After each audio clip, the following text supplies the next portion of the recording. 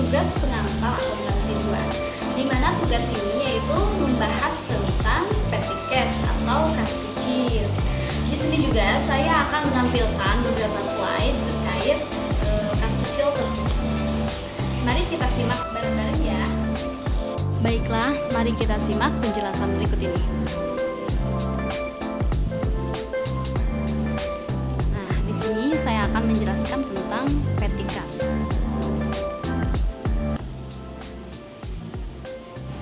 Yang pertama ada kontrol terhadap kas. Banyak perusahaan membutuhkan beberapa akun kas untuk mencatat kategori dan dana kas yang berbeda. Selanjutnya, kebanyakan perusahaan mempunyai berbagai akun bank. Nama untuk setiap akun bank seharusnya kas di bank, strip nama bank. Ada kontrol pencegahan, yaitu untuk melindungi kas dari pencurian dan penyalahgunaan. Selanjutnya, ada kontrol deteksi, yaitu dirancang untuk mendeteksi pencurian dan penyalahgunaan kas sekaligus dapat pula mencegahnya. Selanjutnya, sumber penerimaan kas pada bisnis retail.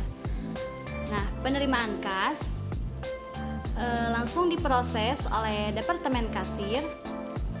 Penerimaan surat juga diproses oleh Departemen Kasir.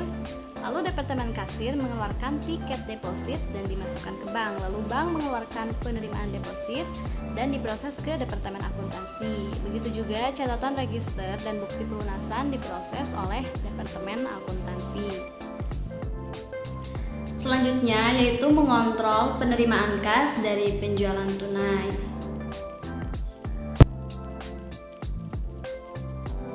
Nah, pada tanggal 19 Maret, kas diterima di tangan yaitu sebesar $3.142. Lalu ada kas yang berlebih dan kurang sebesar $800. Selanjutnya penjualan atau total penjualan sebesar $3.150.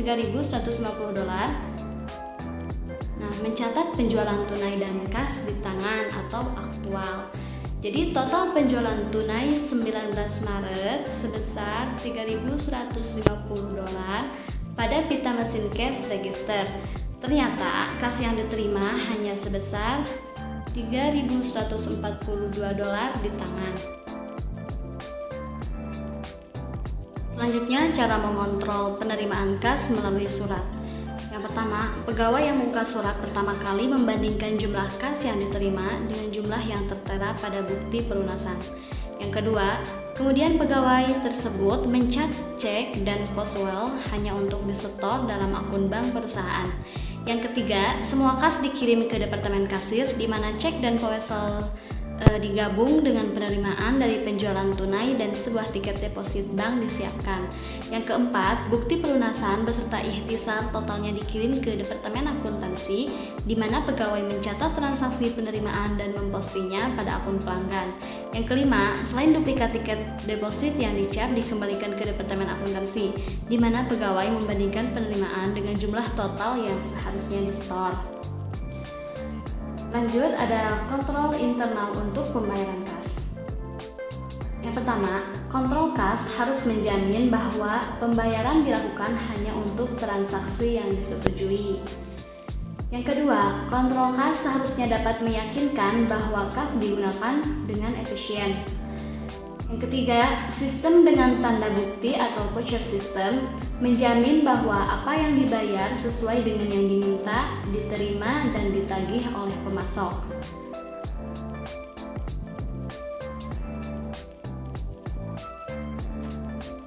Selanjutnya ada fitur dasar sistem voucher. Biasanya menggunakan voucher. Lalu biasanya mempunyai file untuk voucher yang belum dibayar dan file untuk voucher yang telah dibayar. Selanjutnya, biasanya dilakukan oleh Departemen Akuntansi setelah semua dokumen pendukung yang diperlukan diterima atau permintaan pembelian, faktur pemasok, dan laporan penerimaan barang. Selanjutnya, dalam membuat voucher, pegawai bagian piutang memverifikasi kuantitas, harga, dan keakuratan matematis dokumen pendukung dan menyimpan voucher yang telah dibayar. Nah, Laporan yang diterima dari bank untuk semua transaksi rekening disebut laporan saldo rekening atau Statement of Account. Rekonsiliasi bank merupakan sebuah daftar item beserta jumlahnya yang menyebabkan saldo kas yang dilaporkan pada laporan bank berbeda dengan saldo akun kas pada buku besar perusahaan. Mengapa sih catatan perusahaan berbeda dengan laporan bank? Yang pertama, karena cek beredar. Yang kedua, simpanan dalam perjalanan. Yang ketiga, biaya pelayanan bank. Yang keempat, penerimaan oleh bank. Yang kelima, cek kosong atau tidak cukup dananya. Dan yang terakhir, ada kesalahan. Selanjutnya, ada tahap-tahap melakukan rekonsiliasi bank. Yang pertama, bandingkan setiap deposit pada laporan bank dengan deposit yang belum dicatat yang muncul pada rekonsiliasi periode sebelumnya dan dengan catatan penerimaan deposit yang lain. Lalu tambahkan deposit yang belum dicatat oleh bank pada saldo menurut laporan bank. 2. Bandingkan cek yang dikeluarkan dengan cek beredar yang muncul pada rekonsiliasi periode sebelumnya dan dengan cek yang telah dicatat. Lalu kurangkan cek yang beredar yang belum dibayar oleh bank dari saldo menurut laporan bank. Yang ketiga, bandingkan kredit memo dari bank dengan catatan penerimaan kas. Lalu tambahkan kredit memo yang belum dicatat pada saldo menurut catatan depositor. Yang keempat, bandingkan debit memo dari bank dengan catatan pembayaran kas. Kurangi debit memo yang belum dicatat pada saldo menurut catatan depositor. Yang kelima, jabarkan jika ada kesalahan yang ditemukan selama tahap-tahap sebelumnya. Baiklah, selanjutnya ada perbedaan antara pencatatan di bank dan catatan depositor.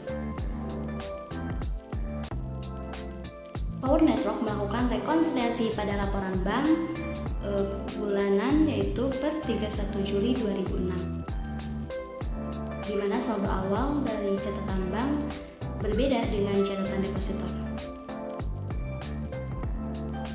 Deposit sebesar 816,20 dolar tidak muncul pada laporan bank.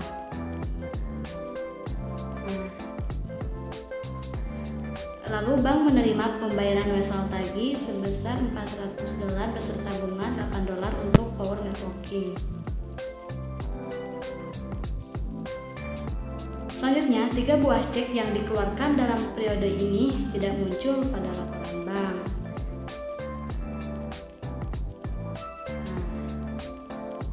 Yaitu lanjut, bank mengembalikan cek dari salah seorang pelanggan yaitu Thomas Ipay karena tidak cukup dananya sebesar 300 dolar cek untuk pembayaran piutang. Lalu biaya pelayanan bank sebesar 1.800 dolar.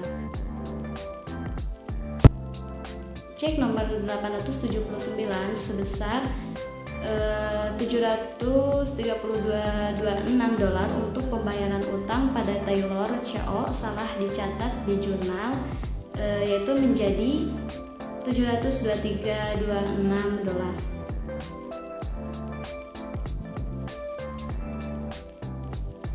Nah, terakhir ada saldo yang disesuaikan antara catatan bank dan catatan depositor, saldonya sama.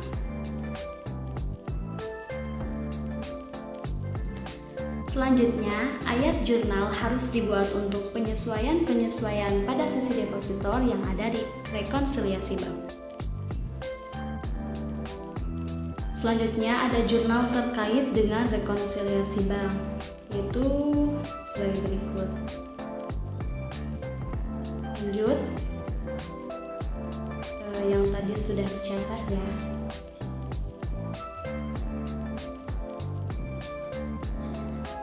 Selanjutnya akan membahas tentang kas kecil. Berikut ada ilustrasi transaksi penggunaan kas kecil. Pada tanggal 1 Agustus mengeluarkan cek nomor 511 sebesar 100 dolar untuk pembuatan dana kas kecil. Nah, dicatatnya Agustus tanggal 1 kas kecil diterima sebesar 100, kas bertambah sebesar 100, keterangannya membuat dana kas kecil. Selanjutnya, akhir Agustus, kas kecil telah digunakan untuk mengeluarkan berikut itu perlengkapan kantor sebesar $500,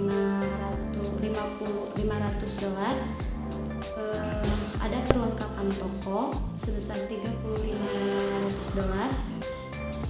Selanjutnya, ada beban admin lainnya sebesar $300. Lalu kas tersedia $8.800. Selanjutnya ada pengisian kembali dana kas kecil. Selanjutnya, analisis dan interpretasi keuangan. Solvabilitas atau solvensi adalah kemampuan perusahaan untuk membayar kewajiban atau debit. Analisis solvabilitas fokus terhadap kemampuan perusahaan membayar atau paling tidak mencukupi kewajiban lancar dan jangka panjangnya. Kemampuan ini biasanya dinilai dengan menguji hubungan neraca. Berikut analisis dan interpretasi keuangan. Yang A ada kas dan setara kas. Kas sebesar $100.000 dan setara kas sebesar $120.000. Yang B kewajiban lancar. Nah, kegunaan untuk melihat kemampuan perusahaan memenuhi kewajiban pada kreditor dengan asumsi dalam kondisi yang terburuk. Baiklah, mungkin hanya itu yang bisa saya presentasikan dan saya jelaskan. Kurang lebihnya mohon maaf. Terima kasih sudah menonton. Dadah.